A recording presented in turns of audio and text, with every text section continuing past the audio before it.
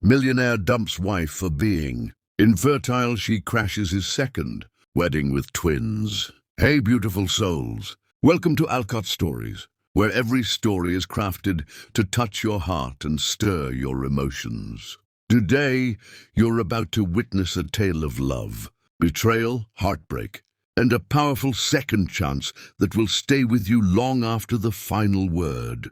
I promise you, if you stay with me until the very end, you will not regret it. This isn't just a story. It's a journey of healing, strength, and the kind of love we all dream of. So before we begin, tell me in the comments, where in the world are you watching from? I love knowing how far these stories travel. Now sit back, take a deep breath, and let Alcott Stories take you somewhere unforgettable. Emma Rivera had always believed in the quiet magic of love. The kind that didn't explode like fireworks but bloomed like wildflowers in places no one expected. She wasn't the kind of woman who entered rooms to be noticed, but somehow she always was. Her rich brown skin glowed like warm honey under the sun, and her natural curls framed her face like a crown she never asked to wear. There was something in her eyes, soft, steady, and knowing, that made people feel seen without saying a word. She worked with children, helping them navigate trauma, fear, and the messy edges of life. Emma didn't carry her beauty like a shield. She carried her empathy like armor. When she walked into the ballroom that night, she wore a dark green satin gown that hugged her like a secret and moved like poetry. The charity gala was filled with noise, clinking glasses, shallow laughter, deals being whispered behind tuxedoed backs. She didn't belong there and she knew it, but she'd come to support a friend. What she didn't expect was to lock eyes with Jake Sullivan, the man who would turn her world upside down. Jake stood across the room with a glass of scotch in hand, his tailored suit dark as midnight, his hair swept back like he belonged on a magazine cover. 30, confident, with the calculated calm of someone used to controlling every room he walked into. His blue eyes weren't just striking, they were surgical, like they could cut through small talk and lay bare whatever truth stood in front of them. He was Silicon Valley's golden boy, a millionaire before 30, and a genius behind several disruptive tech patents. But that night, surrounded by power brokers and influencers, it wasn't the CEO of a growing empire who caught Emma's eye. It was the man who looked a little tired beneath the surface, a little alone. Their conversation began over spilled champagne. Jake had accidentally nudged her, murmured a clumsy apology, and then smiled. Not the practiced one he gave to journalists, but something crooked honest. "Guess I owe you a refill," he said, his voice low, amused. Emma laughed softly. "Guess I'll let you," she replied, and just like that the room blurred. They found a corner table, one far from the noise, where their differences faded and their souls leaned in. She asked him about his work, not his net worth. He asked her about her purpose, not her past. He told her, "You don't seem impressed by me." She smiled, "I'm not here to be." He laughed, a real, unguarded laugh, and leaned closer. "I think I needed to meet someone like you," he whispered. "Someone who doesn't want anything from me." Emma wasn't naive. She knew their worlds were different. He lived in penthouses, she in a modest apartment above a bakery. He had assistants, drivers, deadlines. She had finger paintings taped to her office walls and trauma files that kept her up at night. But still, they kept seeing each other. Coffee dates turned into rooftop dinners. Phone calls stretched into midnight confessions. She told him about the boy who watched his father die and now refused to speak. He told her about being bullied in high school, about how money made people listen but not care. She said, "You're not broken, Jake. You're just tired of being admired for the wrong things." He stared at her then like she'd just unlocked a door inside him he didn't know was shut. He began canceling meetings to watch her read to kids. She started keeping a toothbrush at his place. They fought sometimes over how fast things were moving, over how loud his world was compared to hers. but every fight ended with a promise, not a wound. One night during a rainstorm, Jake showed up at her doorstep soaked and breathless. "I don't want perfect," he said, voice trembling. "I just want real, and you're the most real thing I've ever known." She kissed him, tears mixing with the rain on his cheeks, and whispered, "Then let's build something real together." A year from the night they met, they married in a small garden, surrounded by strings of fairy lights and the scent of wild jasmine. Emma wore a simple off-white gown and no veil. She said she didn't want to hide her face from the man, who already knew all her flaws. Jake wore a navy suit and held her hand, like it was the only thing anchoring him to earth. He vowed to protect her heart. She vowed to never let him forget who he really was. They danced barefoot on grass, laughed like teenagers, and kissed under starlight while a string quartet played softly in the distance. That night he whispered in bed, "You ground me, Emma. I don't care if the world burns. Just don't let go." And she replied, "You made me dream bigger than I ever dared." "I'll hold on." "As long as you do." They believed in forever then, young, breathless, beautifully blind to what the future would demand. But for that moment they had everything: love, promise, and the unshakable certainty that they'd been written into each other as stories long before they met. Emma woke each morning to the quiet that had settled over their home, like an unwelcome fog. The nursery untouched and silent, a room meant to be filled with laughter and tiny footsteps, but instead echoing with absence. The dream they had built together, so vibrant and hopeful, began to unravel, thread by thread, as the months slipped by, without the miracle they longed for. Fertility treatments became her second job, doctor visits stretching endlessly into their already fragile days, and nights filled with whispered prayers and aching hope. But the weight of disappointment was crushing, and Emma felt her body betray her in the cruelest way possible. Jake, once the man who kissed her forehead every morning, now drifted farther away, his smiles growing thin and forced, his eyes retreating behind a wall she no longer knew how to climb. His voice, when it came, was quieter but sharper, cutting through her with words left unsaid but felt deeply. "I need a legacy." He said it once, barely a whisper in the dark, not daring to meet her gaze. But those words echoed louder than any shout. Emma's heart broke in silence. She tried to hold on, to show him she was still the woman he loved.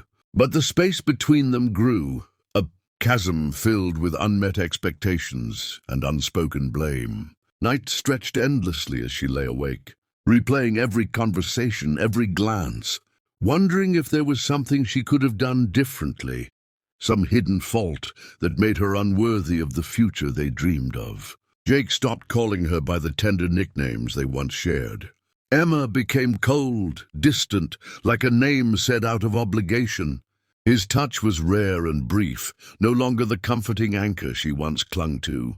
Friends noticed the change, whispered concerns that were met with tight smiles and hollow reassurances. And then the day came when Jake sat across from her at the kitchen table, the light falling harshly on his face as he spoke the words that shattered the last piece of their bond. "I think it's time we face reality." There was no anger, no screaming, just a resigned finality that pierced deeper than any fight could. "I'm filing for divorce," he said simply. Emma's world tilted. She blinked, unable to speak, as the weight of those words settled around her like a storm. "Irreconcilable differences," he said when she asked why, but she knew. She understood every painful syllable unspoken, that she was the reason. The dream was over, that her body had failed them both, alone in their once shared home. Emma packed away the memories, the photos, the love notes, the tiny baby clothes she'd bought in hopeful moments. Each fold, each box was a silent goodbye to the life she had imagined. Her tears were quiet, private, a secret grief she bore without complaint. Friends reached out, but the loneliness was a shadow she couldn't shake. A constant companion in the empty rooms, Jake's absence was more than physical. It was a cold withdrawal of a love that once burned bright, now reduced to flickers of regret. Emma found herself questioning everything, her worth, her future, and whether the love they had fought for was ever real, or just a beautiful illusion destined to fade. At night, she'd sit by the window, watching the stars, searching for answers in their distant light.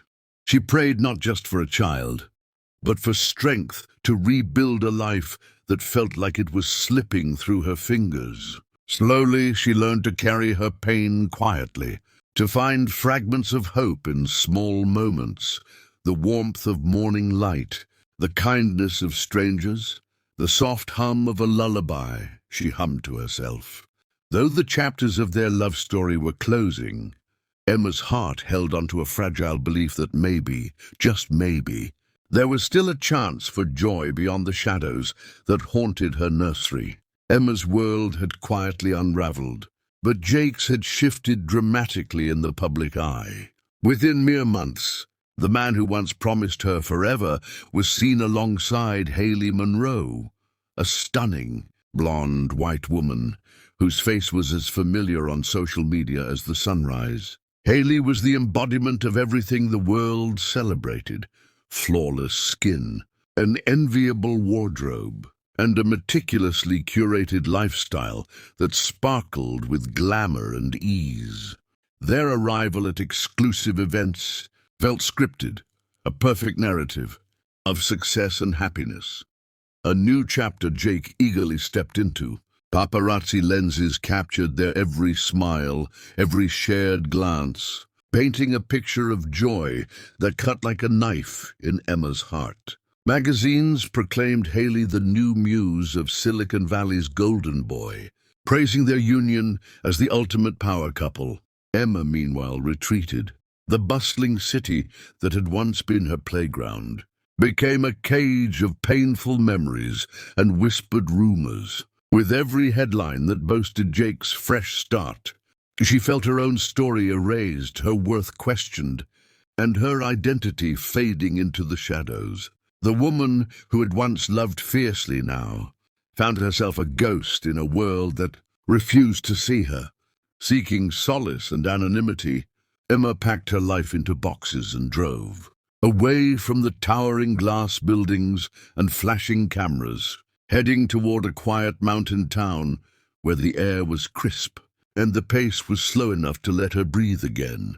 The town was small and wrapped in evergreen silence, a stark contrast to the chaos she left behind. There she found a modest cabin with peeling white paint and windows that framed endless skies, a sanctuary for a heart. Battered but not broken, days passed in solitude. The only sounds the rustling trees and her own slow, steady breath. She volunteered at a local library, helped neighbors with errands, and learned to live with the quiet ache inside her. Her body, once a battlefield of endless treatments and heartbreak, finally found peace, though hope felt like a distant star she dared not reach for. Then one morning, as she sat in a sterile doctor's office, fatigue weighing down her bones and a dizziness she couldn't ignore, the nurse's smile sparked something inside her. The test was positive. Emma's hands trembled as tears blurred her vision, not from shock, but a delicate, fragile joy she hadn't allowed herself to feel in years. And then the second line appeared, twins, two tiny lives growing inside her, a miracle untouched by science or expectation. No IVF, no painful cycles, just the raw, unexplainable grace of life itself. She whispered to the empty room, "Thank you," her voice barely audible, yet filled with the kind of hope that had survived the darkest nights. In that quiet mountain town, Emma began to dream again of laughter, of future lullabies, of a family reborn, not from perfection, but from endurance and faith. The world outside might have seen her as forgotten, but in her heart, a new story was beginning, one written not by others' expectations, but by the quiet strength of a woman who refused to give up on love and life. In the quiet embrace of that small mountain town, where the air was thick with pine and hope, Emma found something she hadn't dared to imagine in years, a love that was tender, patient, and healing. Ryan Carter was unlike anyone she had ever met. He wasn't loud or flashy. He carried the kind of calm that made even the wildest storms seem distant and manageable. His soft hazel eyes held stories of loss and resilience, shaped by the sorrow of losing his wife, but softened by the kindness he offered everyone who crossed his path. Ryan's bookstore was a refuge for dreamers and seekers, a cozy haven lined with worn shelves and the scent of old paper and fresh coffee. Emma wandered in one chilly afternoon, seeking shelter from the rain, and met Ryan's gentle smile, a light she didn't realize she was starving for. From the first conversation, he saw beyond the surface, the pain in her eyes, the strength in her silence. He never mentioned Jake or the past that clung to her like a shadow. Instead, Ryan listened when she spoke, his presence a balm to her bruised heart. Their connection grew quietly, like moss creeping over stones, unnoticed but steadfast. One night, when thunder rumbled overhead and rain hammered against the windows, Emma sat beside Ryan in his cozy living room, the twins stirring gently inside her. They shared a book of poetry, their voices mingling with the rhythmic storm outside. As Ryan read a verse aloud, his hand brushed hers, hesitant, reverent, as if afraid to break the fragile trust forming between them. The moment stretched, fragile and infinite, until their eyes met and something unspoken passed between them, a promise of safety and acceptance. Their first kiss was unlike any Emma had known, not a burst of passion, but a slow, tender unfolding, like dawn breaking after a long, dark night. It was the kind of kiss that whispered, "I see you, I cherish you." As winter deepened and snow blanketed the world in pristine white, Emma and Ryan's bond grew stronger. They spent evenings wrapped in warm blankets by the fire, sharing stories, laughter, and silences that spoke volumes. Their love was a slow-burning fire, steady and sure, warming the coldest corners of Emma's soul. Ryan's touch was gentle, deliberate, each caress a stitch, weaving together the torn edges of her heart. In his arms, Emma felt the weight of loneliness lift, replaced by a tender security she hadn't believed possible. The physical intimacy between them was not hurried or frantic, but a sacred dance of discovery and trust, where every kiss, every sigh, every touch said, "You are safe, you are worthy." One night, after they lay tangled together beneath soft sheets, Emma let tears fall freely, not from sorrow, but from the overwhelming release of years of pain and fear. Ryan held her close, whispering soothing words against her hair, telling her she was beautiful in every way.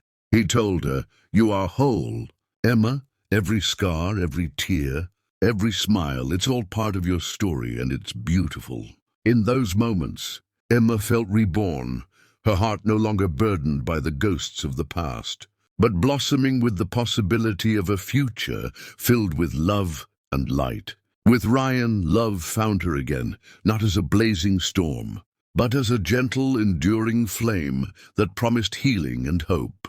The world outside might still carry echoes of heartbreak, but within this quiet town, beneath the soft glow of lamplight and falling snow, Emma's soul whispered a quiet truth.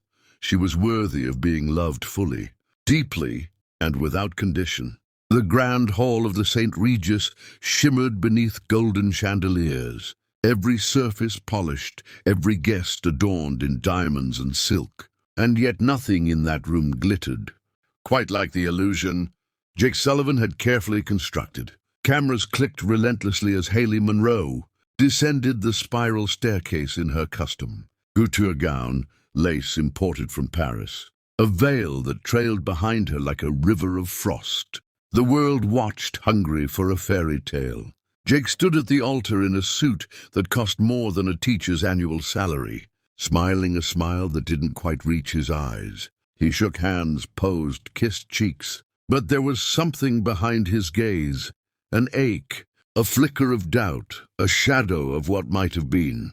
He had everything, status, beauty, press, but something was missing, and he didn't know how to name it. The ceremony was moments from beginning, when the room shifted. Not with music, but with murmurs. Heads turned. Gasps rippled like wind across water. Emma Rivera had walked in. Her presence was thunder in a church, unexpected, powerful, impossible to ignore. Dressed in deep red satin that hugged her figure and shimmered like firelight, she stood tall, regal, radiant. In her arms, two infants, biracial, brown-skinned, with curls that bounced as she moved and eyes wide with innocent. Curiosity rested against her. The air thickened with tension and disbelief. Every camera tilted away from Haley and found Emma, as if instinctively drawn to the real story. Jake's world slowed. His breath caught as his gaze locked with Emma's. Everything else vanished. Her presence hit him like a tidal wave of memory, her laugh, her softness, her strength, the life they never got to build. His polished smile faltered. His fingers twitched. "Emma," he breathed, barely audible.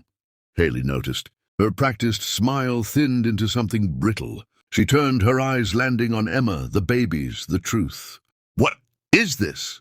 she whispered, but her voice was already drowned by the growing buzz in the room. Emma stepped forward slowly, each step deliberate, steady, her head high. The baby stirred, blinking up at the chandeliered ceiling as if sensing the weight of the moment. When Emma reached the edge of the aisle, she didn't shout, didn't sob, didn't cause a scene. She simply looked Jake in the eyes, those same eyes that once held love, then disappointment and now confusion, and she spoke with calm steel. "You said I couldn't give life," she said, her voice clear, smooth as silk and sharp as glass. "But you never gave love a chance to bloom." The room went still. Her words didn't echo, but they lingered, wrapping around every guest like a spell. Jake didn't move. Couldn't. His eyes dropped to the twins. Perfect, undeniable. One yawned softly. The other reached toward him without knowing why. Haley's hand clutched her bouquet tighter, the roses trembling. Her future was unraveling in front of flashing cameras. Emma didn't wait for a reply. There was nothing left to say. She had not come to beg, to fight, or to make him regret her. She had come to stand in her truth, wrapped in velvet and grace, a living portrait of strength and second chances. As she turned to leave, the twins nestled close, and the whispers behind her turned reverent. She was not the scorned ex-wife anymore. She was a mother, a survivor, a woman reborn from ashes, carrying her miracle in both arms. Ryan stood just outside the hall, waiting, holding her coat, his expression soft and proud. He took the babies from her arms and kissed her cheek with reverence, as if she were a queen returning from battle. Emma looked over her shoulder, just once, at the man who once discarded her like a failed dream. Jake still hadn't moved, still frozen in the shadow of a decision that would haunt him long after the music started. And as Emma stepped into the snow-lit New York evening, the world didn't just see her. It remembered her. Jake took one step forward, then another, his polished shoes soundless against the marble floor. But inside, everything was crumbling.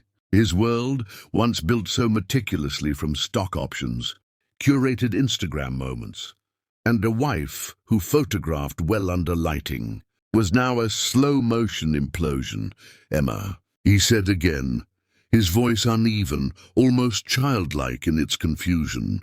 "Are they—" His hand moved as if to reach out, as if touching them might rewrite the last few years. But Emma didn't flinch, didn't soften. She met his gaze with the unshakable steadiness of a woman who had found herself beyond his abandonment. "No," she said with quiet finality, her voice not cold but resolute. "They're not yours, but they're mine." The words settled like a curtain falling on the final act, heavy with meaning. For a moment, everything stopped. The cameras paused, whispers died, and even the strings in the orchestra pit hesitated with their bows in mid-air. Haley's expression faltered first. Her gaze darted between Jake's stunned silence and Emma's sovereign grace. There were no more scripts to follow, no more hashtags to hide behind. She could see it now. Not the betrayal, but the emptiness. She wasn't marrying love. She was marrying a man still haunted by what he threw away. And Haley, for all her flawless beauty and curated influence, knew when she was the understudy to something real. Without a word, she turned, her gown sweeping behind her like a slow goodbye, and walked out of her own wedding. No tears, no tantrum, just the quiet collapse of a performance she no longer wanted to be part of. Jake stood alone now, not in shadows, but in a spotlight that revealed everything he had lost. His hands trembled at his sides. The flowers, the decor, the $100,000 champagne. It all blurred behind the aching void of what stood before him. Emma, radiant and real, didn't gloat. She didn't smirk or linger. She had never come to take back anything. She had come to release it, and him, entirely. She turned without ceremony, her crimson dress trailing like fire, her babies cooing softly in Ryan's arms by the entrance. Jake took one breath, like a man who had just surfaced from drowning. But no air could fill the emptiness echoing inside him now. The applause that had been scripted never came. Instead, silence wrapped around him like chains. The weight of choices, the cost of pride. As Emma disappeared into the cold brilliance of the night, flanked by a man who truly loved her and the miracle children, who proved her strength, Jake realized this wasn't just the collapse of a ceremony. It was the reckoning of a life misled. He had traded warmth for status, trust for power, love for control. And now he had nothing but echoes and regrets dressed in designer threads. The guests, unsure whether to stay or go, slowly began to filter out, the glamour of the evening replaced by an uneasy stillness. Jake remained, frozen beneath crystal chandeliers that no longer gleamed, staring at the place Emma had stood. The place where love had once offered him everything, and he, too blind to see it, had walked away. And now it had walked away from him, forever. The mountain air was crisp as ever, brushing Emma's face like a soft hymn, reminding her each day that healing could live in the quiet. Dawn poured gold over the wooden beams of her cottage, and smoke drifted lazily from the stone chimney into the pale sky. Inside, life moved slowly but with meaning. Ryan's warm laughter as he chased Noah through the living room, Grace's squeals of delight echoing behind him. Emma stood barefoot in the kitchen, stirring oatmeal with one hand and bouncing to the beat of an old soul tune playing on the radio, the kind of music that held memory in its melody.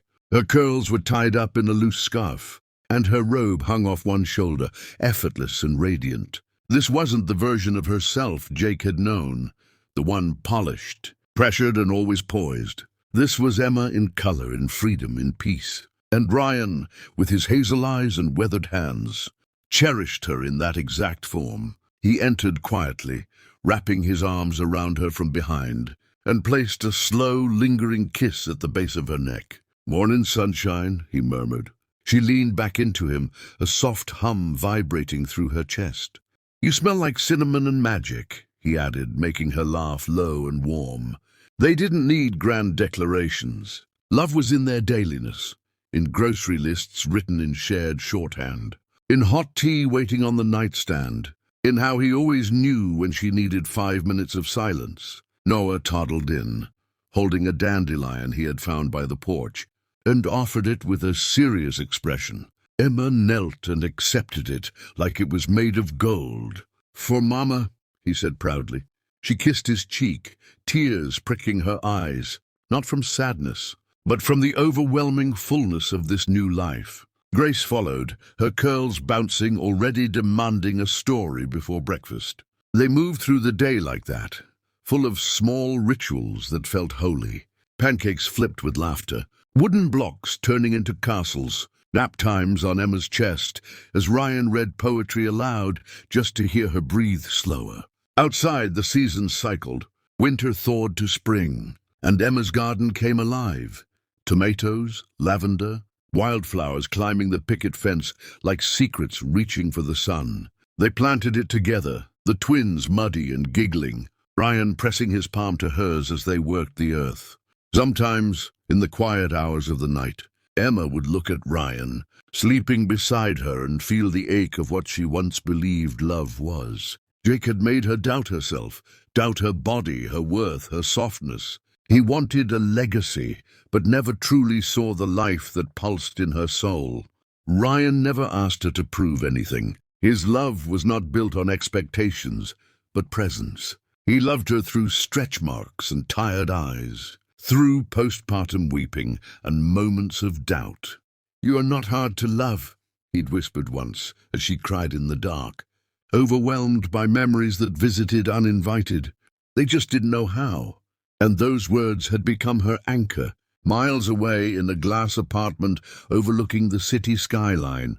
Jake sometimes found himself scrolling through Emma's private feed, not to judge or mock, but to ache. A picture of Noah riding Ryan's shoulders, Grace asleep on Emma's chest, the four of them in front of a Christmas tree, matching pajamas and all. Emma looked alive in a way Jake had never seen. He would stare for too long, his phone dimming before he could look away. The life he'd chased, perfect wife, empire, applause, now rang hollow. Haley had moved on, their marriage a glossy chapter closed quickly. They had tried, but there was no heartbeat beneath the spectacle. No quiet glances, no knowing smiles over coffee. It was performance. What Emma had now, he realized, was the real thing, but he never reached out. He knew his words would be too little, too late. Back in the mountains, Emma rocked on the porch swing, a worn blanket wrapped around her shoulders, her journal open on her lap. She wrote about the day Grace sang for the first time in front of strangers, about how Noah gave a flower to a boy who was crying at the park, about how Ryan always touched the small of her back when he passed her in the kitchen. These were the things that filled her life now. Not headlines or gala invitations, but moments. Real unfiltered, uncurated moments. Her heart had once been broken open, but now it bloomed in ways she never imagined. On Sunday mornings, Ryan would make coffee while the twins painted messy pictures at the table, and Emma would hum gospel songs Grandmother used to sing. The home smelled of cinnamon, ink, and wood smoke. It was sacred ground. "Mama, are we happy?" Grace asked one afternoon, looking up from her painting with wide eyes. Emma smiled, kneeling beside her. "We're more than happy," she whispered, brushing a curl from Grace's face. "We're whole." And in that little mountain house, where fire crackled in the hearth, laughter danced through the halls, and love hung in the air like mist, Emma finally understood this wasn't just a second chance at love. It was her first chance at being loved right, without conditions, without needing to earn it, without hiding the parts of herself she once thought were too much or not enough. She had risen from the ashes of betrayal, not bitter but blooming, not seeking revenge but peace, and as the stars blinked to life, above the peaks and her children, dreamed safely in their beds, Emma sat in the arms of the man who chose her every day, not because he had to, but because to him, loving her was the most natural thing in the world. She was home,